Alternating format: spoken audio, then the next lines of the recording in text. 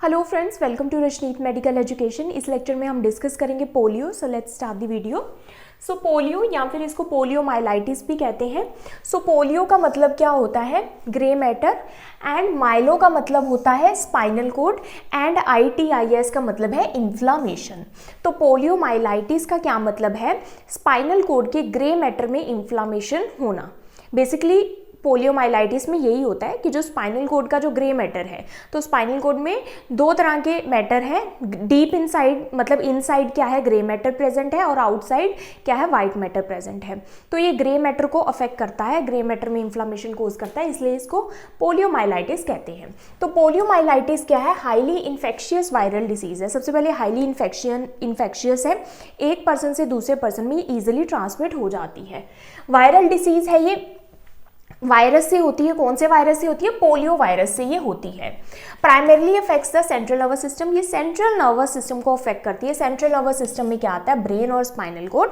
तो ये जो स्पाइनल कोड है उसके ग्रे मैटर को अफेक्ट करती है, और स्पेसिफिकली किसको करती है? एंटीरियर होर्न को अफेक्ट करती है। तो स्पाइनल कोड में क्या है? एक एंटीरियर होर्न है, पोस्टीरियर होर्न है, लेटरल होर्न है। तो ये जो एंटीरियर होर्न में जो मोटर न्यूरॉन होते हैं, जो कि मसल मूवमेंट को कंट्रोल करते हैं, उसको अफेक्ट करती है, मोटर न्यूरॉन को। And it can lead to acute flaccid paralysis. क्योंकि ये मोटर न्यूरॉन को अफेक्ट करती है, तो जो मसल की जो मूवमेंट है वो नहीं हो पाती। तो मसल जो है वो मूव नहीं हो पाएगा, उसमें क्या है, रिफ्लेक्सेस नहीं रहेंगे, मसल की टोन क्या होगी, बहुत कम हो जाएगी। तो इसमें क्या होता है, सपोज अगर लेग में पैरालिसिस हुआ है तो लेग ऐसे लगती है जैसे हैंग कर रही है, लटकी हुई लगती है, मतलब उसमें जैसे कि कोई जान नहीं है। तो इसको हम क्या बोलते हैं? एक्यूट फ्लैशिड पैरालिसिस बोलते हैं। हालांकि यहाँ पे जो सेंसेशन है वो नॉर्मल रहती है, क्योंकि ये पोलियो जो वायरस है ये मोटर न्यूरॉन को अफेक्ट कर रहा है, सेंसरी न्यूरॉन को अफेक्ट नहीं करता, इसलिए सेंसेशन उस लिम्ब में रहती है। अब mainly affecting children under 5 years, ये 5 साल से कम के बच्चों को अफेक्ट करता है, क्योंकि उनकी क्या है, इम्यूनिटी इतनी मैच्योर नहीं होती। प्लस जो बच्चे हैं वो इतना हाइजीनिक नहीं रखते, क्योंकि वो अपने हैंड्स भी मुंह में डालते हैं, टॉयज डालते हैं, या फिर कुछ भी मुंह में डाल लेते हैं, जिससे क्या होता है, क्योंकि ये फीकल ओरल रूट से स्प्रेड होता है ये इन्फेक्शन, ये वायरस, तो इसलिए उनके जो ओरल रूट में ईजिली जो है वायरस एंटर हो जाता है। देन आता है 90 to 95% पीपल आर एसिम्टोमेटिक। जिनको पोलियो वायरस होता है, ज़्यादातर लोग 90% से 95% जो लोग हैं वो क्या रहते हैं? एसिम्टोमेटिक रहते हैं, मतलब उनमें कोई भी सिम्टम शो नहीं होता। इसलिए ये क्या है, पोलियो जो है साइलेंटली स्प्रेड होता है, पता ही नहीं चलता कि पोलियो का आउटब्रेक हुआ है, क्योंकि जो ज़्यादातर जो लोग हैं वो कोई सिम्टम ही शो नहीं करते, या फिर अगर सिम्टम शो करते हैं तो बहुत टाइम बाद शो करते हैं, जिससे क्या होता है कि ऑलरेडी कम्युनिटी में ये काफ़ी ज़्यादा स्प्रेड हो चुका होता है। कॉजेटिव एजेंट क्या है इसका? वायरस है। कौन सा वायरस है? पोलियो वायरस है, जो कि कौन सा? एंटेरो वायरस है। ये बॉडी में जाके, ह्यूमन बॉडी में जाके जो इंटेस्टाइन है वहाँ पर जाके मल्टीप्लाई होता है। देन RNA वायरस है, ये सिंगल स्ट्रैंडेड RNA वायरस ही होता है। इसके 3 सीरोटाइप होते हैं, मतलब सब टाइप होते हैं, polio virus 1, polio virus 2 and polio virus 3। अगर किसी पर्सन को कोई एक सीरोटाइप का इन्फेक्शन हुआ है, फॉर एग्जाम्पल उसको पोलियो वायरस 3 हुआ था, तो उसके लिए उसके पास लाइफ टाइम इम्यूनिटी बन जाती है, लेकिन दूसरे जो सब टाइप के जो वायरस हैं, मतलब 1 और 2 के लिए नहीं बनेगी। इसी तरह से अगर 1 हुआ है तो 1 के लिए इम्यूनिटी बनेगी, लेकिन 2 और 3 के लिए नहीं बनेगी। तो टाइप 1 क्या है? सबसे कॉमनली एसोसिएटेड है विद पैरालिसिस। तो टाइप 1 सबसे सीरियस है, जिसमें क्या होता है, पैरालिसिस होता है मसल का। देन आता है mode of transmission, faecal oral route होता है ये, फीकल ओरल रूट से ट्रांसमिट होता है ये इन्फेक्शन। तो अगर किसी पर्सन को ये वायरस है तो वो उसके स्टूल में ये वायरस जो है एलिमिनेट होता है, तो स्टूल्स में एलिमिनेट होता है। और अगर वो जो पर्सन है वो प्रॉपर हाइजीन मेंटेन नहीं करता, तो वो अगर वही उससे फूड में वो हैंड्स को यूज़ कर रहा है या वाटर में कर रहा है, या फिर अगर क्या है कि वो जो स्टूल्स हैं वो किसी वाटर में कॉन्टामिनेट कर दिया है उस वाटर को, तो क्या होगा कि जो पर्सन उसको कंज्यूम करेगा उसमें वो वायरस जो है चला जाएगा। तो ये कॉन्टामिनेटेड वाटर, फूड्स या फिर हैंड से होता है। एंड उसके बाद क्या है, poor sanitation and hygiene increase spread. तो अगर पुअर सैनिटेशन होगी, मतलब अच्छे से हैंड्स क्लीन नहीं करने या प्रॉपर हाइजीन नहीं है आसपास, तो क्या होगा कि ये इजीली स्प्रेड होता है। एंड जो पोलियो वायरस है ये बहुत इजीली स्प्रेड हो जाता है फीकल ओरल रूट से। जो फूड पॉइजनिंग है वो स्प्रेड होती है उसी तरह से। इंक्यूबेशन पीरियड इसका क्या रहता है? 7 to 14 डेज रहता है नॉर्मली, लेकिन ये रेंज कर सकता है 3 to 35 डेज में। इंक्यूबेशन पीरियड मतलब पोलियो वायरस जब एंटर हुआ और उसके बाद जो फर्स्ट सिम्टम शो हुआ उसके बीच का जो टाइम पीरियड, उसको इंक्यूबेशन पीरियड कहते हैं। नाउ पैथोफिजियोलॉजी क्या है, बहुत ईजी है।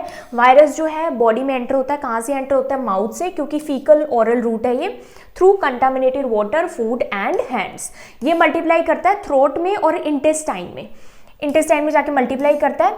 अभी क्या है, पेशेंट को मे बी कोई सिम्टम्स ना हो या फिर माइल्ड सिम्टम हो, जैसे कि फीवर, सोर थ्रोट, इस स्टेज पर तो पर्सन को क्या लगता है, मे बी उसको कॉमन कोल्ड हुआ है या फ्लू हुआ है, ऐसे सोचते हैं। देन आता है वायरस एंटर्स ब्लड स्ट्रीम। इसके बाद क्या है, वायरस इंटेस्टाइन में मल्टीप्लाई हुआ, देन ब्लड में एंटर हो जाता है, तब इसको वायरेमिया कहते हैं, और ये थ्रू आउट द बॉडी क्या है, स्प्रेड हो जाता है। लेकिन ये वायरस क्या है, सेंट्रल नर्वस सिस्टम में एंटर हो जाता है, ब्लड ब्रेन बैरियर को क्रॉस करके। उसके बाद ये क्या करता है, स्पेसिफिक जगह पर टारगेट करता है। तो ये क्या है, ये स्पाइनल कोड है, और स्पाइनल कोड में किसको अफेक्ट करता है, ग्रे मैटर को अफेक्ट करता है। ग्रे मैटर में भी ये किसको करता है, एंटीरियर होर्न को अफेक्ट करता है, और एंटीरियर होर्न के जो मोटर न्यूरॉन है उसको अफेक्ट करता है। तो ये सिलेक्टिव डिस्ट्रक्शन किसकी करता है, एंटीरियर होर्न सेल्स की करता है, जहां पर मोटर न्यूरॉन की सेल बॉडीज प्रेजेंट है। तो पोलियो वायरस क्या करता है, स्पेसिफिकली मोटर न्यूरॉन को अटैक करता है anterior Horne of spinal cord में, और ये क्या है, लोअर मोटर न्यूरॉन को अफेक्ट करता है, जो स्पाइनल कोड से जो हमारे मसल तक जो मोटर नर्व्स जा रही है उसको अफेक्ट करता है। तो इससे क्या होता है, मसल वीक हो जाते हैं, मसल वीकनेस, क्योंकि जब वो जो मोटर न्यूरॉन है वो डैमेज हो जाते हैं, जब उनकी सेल बॉडीज डैमेज हो जाती है तो आगे मोटर न्यूरॉन में या नर्व्स में सिग्नल नहीं जाता। तो वो जो मसल है, वो जो पर्टिकुलर सपोज यहाँ पर अफेक्ट हुआ है, इस पैच में अफेक्ट हुआ है, तो ये जो पैच है एंटीरियर होर्न का, जिस मसल को कंट्रोल कर रहा है वो अफेक्ट हो जाएगा। तो ये एसिमेट्रिकल होता है।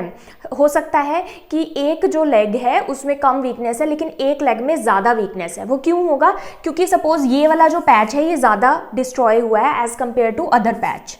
तो क्या होगा कि जब मसल्स जो सेल बॉडीज है वो डिस्ट्रॉय हो जाएगी, तो वो जो पार्ट है, वो जिस मसल को कंट्रोल कर रहा है वो क्या हो जाएगा, पैरालाइज हो जाएगा। तो उसमें वीकनेस होगी, फ्लैशिड पैरालिसिस, जिसको फ्लोपी लिम्ब भी बोलते हैं, कि जैसे जो लिम्ब है, लिम्ब्स क्या है, जैसे लेग्स और आर्म्स ये लटक रही हैं। अब यहाँ पर क्या है, एसिमेट्रिकल है। मैंने बताया कि हो सकता है कि एक लेग में कम वीकनेस हो, एक लेग में ज़्यादा वीकनेस हो। अब यहाँ पर क्या होता है कि लेग्स ज़्यादा अफेक्ट होती है एज कम्पेयर टू आर्म्स, तो ये भी है। लॉस ऑफ रिफ्लेक्सेस, रिफ्लेक्स नहीं रहते उसमें, लेग्स में ज़्यादा ये अफेक्ट करता है, और जो सेंसेशन है वो नॉर्मल रहती है, क्योंकि सेंसरी न्यूरॉन या फिर सेंसरी जो सेंसेशन है वो यहाँ पर अफेक्ट नहीं हो रही। अब इसके टाइप्स होते हैं या फिर क्लिनिकल फॉर्म आती है। फर्स्ट आता है इनएपरेंट या फिर सब क्लिनिकल। सब क्लिनिकल अगेन 90 to 95% केसेस, मतलब जिनमें क्लिनिकल सिम्टम्स नहीं आते, जो पेशेंट क्या होते हैं, एसिम्टोमेटिक होते हैं, पर्सन हेल्दी लगता है, लेकिन कंटेजियस होता है, क्योंकि पर्सन का जो वायरस है वो तो प्रेजेंट है बॉडी में, तो वो स्टूल्स के थ्रू क्या है, जो कॉन्टामिनेट होता रहेगा फूड एंड वाटर, एंड ये आगे आगे स्प्रेड होता रहेगा। देन आता है सेकेंड इज अबॉर्टिव पोलियो। अबॉर्टिव पोलियो में क्या होता है, माइल्ड इलनेस आती है, फीवर, सोर थ्रोट, हेडेक आता है, इसमें पैरालिसिस नहीं होता, मतलब इसमें जो सेंट्रल नर्वस सिस्टम है वो इन्वॉल्व नहीं होता, जस्ट थ्रोट में रहता है। तो इसमें क्या है, माइल्ड इलनेस आती है, ये फीवर या फिर कोल्ड या फिर फ्लू जैसा लगता है, रिकवरी इसमें कंप्लीट हो जाती है।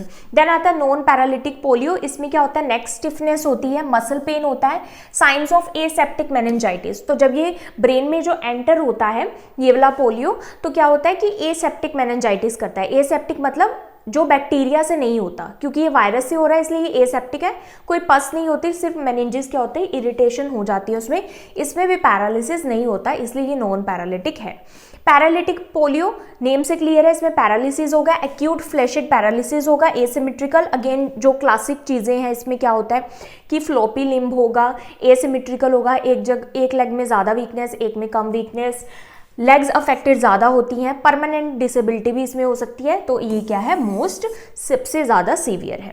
अब इसके सब टाइप्स हैं पैरालिटिक पोलियो के। एक है स्पाइनल पोलियो। स्पाइनल पोलियो में स्पाइनल कोड को अफेक्ट करेगा, तो एंटीरियर होर्न को अफेक्ट करेगा, तो इसमें लिम्ब का पैरालिसिस होगा। बल्बर पोलियो, बल्बर पोलियो में क्या करता है, ये ब्रेन स्टेम में मेड्यूला को अफेक्ट करता है, तो इसमें मेड्यूला क्या कंट्रोल कर रहा है, ब्रीदिंग मसल कंट्रोल कर रहा है, तो स्वेलोइंग और ब्रीदिंग में इसमें डिफिकल्टी आएगी, तो ये वाली मसल्स जो है अफेक्ट होंगी। अगेन अगर ब्रीदिंग मसल इन्वॉल्व होती है तो ये भी डेंजरस होता है। देन बल्बोस्पाइनर, ये ब्रेन स्टेम को भी इन्वॉल्व करता है और स्पाइनल कोड को भी इन्वॉल्व करता है, तो दोनों ही सिम्टम्स इसमें आते हैं।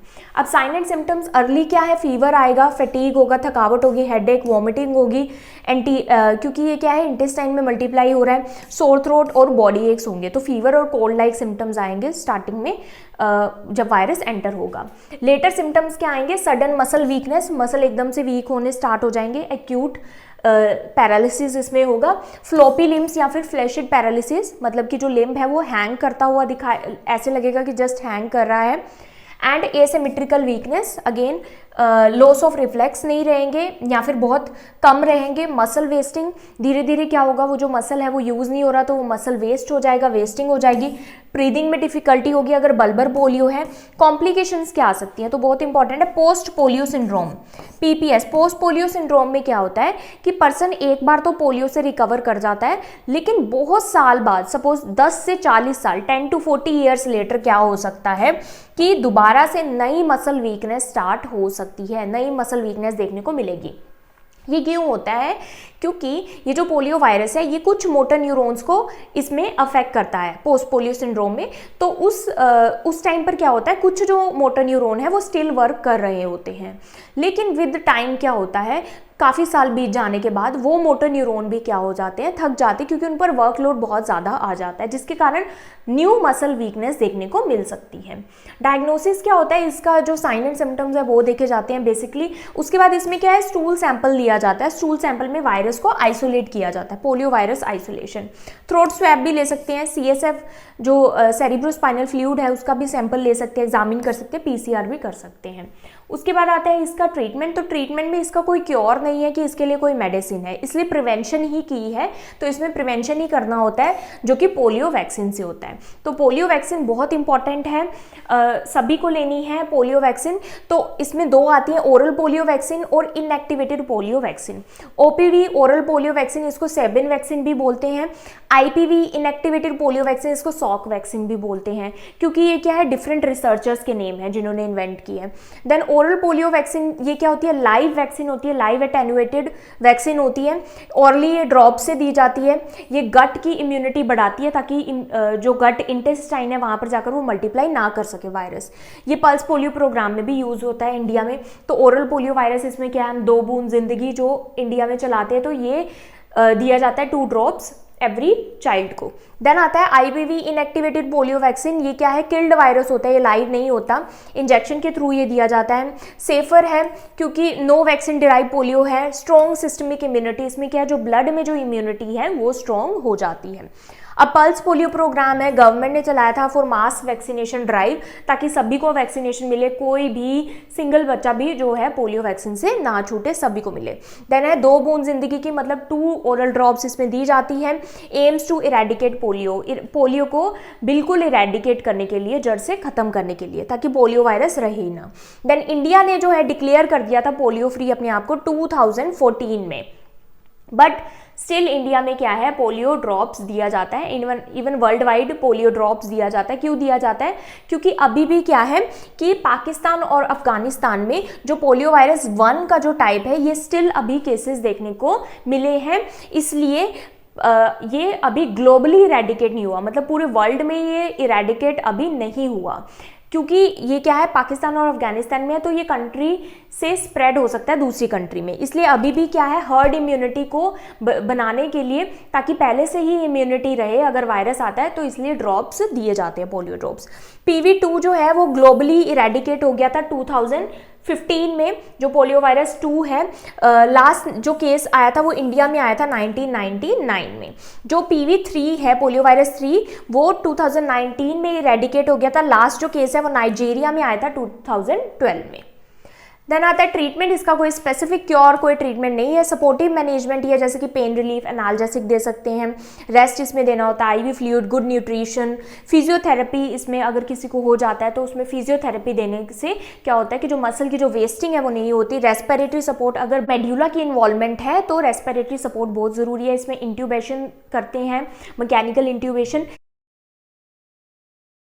पहले के टाइम में क्या होता था, एक आयरन का बना हुआ गोल इंट्यूबेटर होता था, तो वो उसमें क्या प्रेशर दिया जाता था लंग्स के ऊपर, जिससे क्या है लंग्स वर्क करते रहते थे, लंग्स में वेंटिलेशन होता रहता था।